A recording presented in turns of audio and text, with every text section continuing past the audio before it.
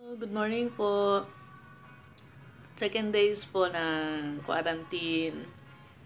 Kasi 14 days po yun. Dito po ako ngayon sa hotel sa Jordan. Jordan Street. Kape po tayo. Medyo malamig ng konti ngayon.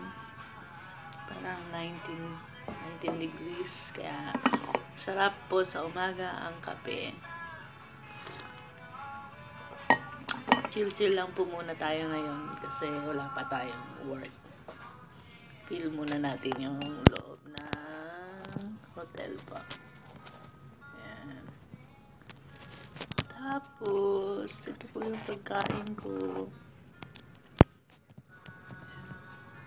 Nag-order po ako kahapon. Kasi ang provided ng hotel ay noodles, morning breakfast at saka lunch noodles. Ayun po. Tapos sa gabi lang po yung rice na libre. Included na po yun sa binayaran ng amo. Pero ang nag-provide po ng pagkain, breakfast at saka lunch ay noodles. Tayo kailangan ng rice. Mga Pilipino, mahilig sa rice. Ito po yung nakakamiss talaga sa Hong Kong. Yung Choy Sam. Kasi 10 months po ako nag-stay sa Pilipinas. Kaya kahit pandemic, nag-apply po ulit ako para makabalik. Kaya nandito po ako ngayon. Salamat sa Panginoon, nakabalik ako.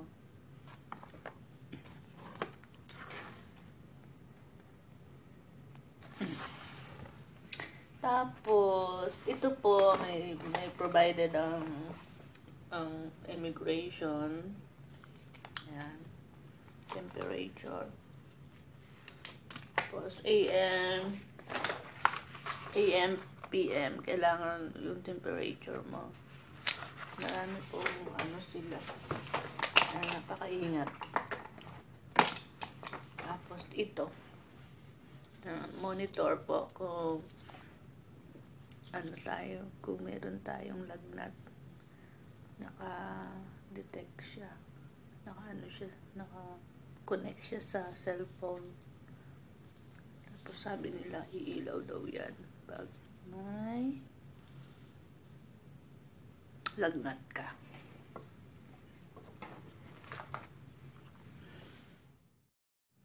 Hindi siya pwedeng tanggalin kahit maligo ka. Nandiyan na lang yan. Saka na lang nila tatanggalin na. May second swab test ulit yata pagtapos ng 14 days quarantine. Bukod pa yung sa immigration, Hong Kong immigration na swab test doon. Tapos pagkatapos ng 14 days, swab test ulit bago ka lilipat sa amo mo. Kaya tiis-tiis lang ng konti. Mag-isa dito sa hotel. Dito muna lahat may isip. Nag-iisa ka lang. Huwag mumuni-muni.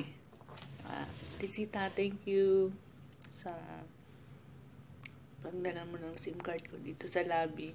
Hindi, bawal makipag-meet. Kaya yung mga pagkain na dinadala nila sa amin, inaakyat lang ng mga room boy or room girl na inilalapag lang doon sa labas ng pintuan. Ganun din kung gusto nyo magbigay ng pagkain sa akin. Pwede. Yung mga kaibigan ko dyan, shout out. Menchi. Jo, Atika. Sunday. Pwede. Baka pwede naman dyan ng prutas. Talagang puro noodles dito. Okay lang yun. Kunting tiis lang. Ilang araw lang naman Salamat po pala sa mga nag-watch ng video ko. Bago lang po ako dito. libangan lang pag walang gawa. Thank you po. Friend ko dito sa HK, thank you sa inyong lahat sa pagsuporta, sa moral support, sa pag-motivate. Mali.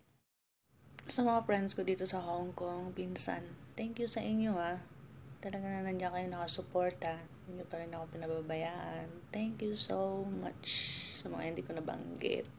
Che, thank you Che sa pagdala mo dito ng mga pang winter clothes ko. Thank you. Nilabahan ko pa. Tsaka pang winter cloth ba yun, mga hanging blouse? Basta thank you.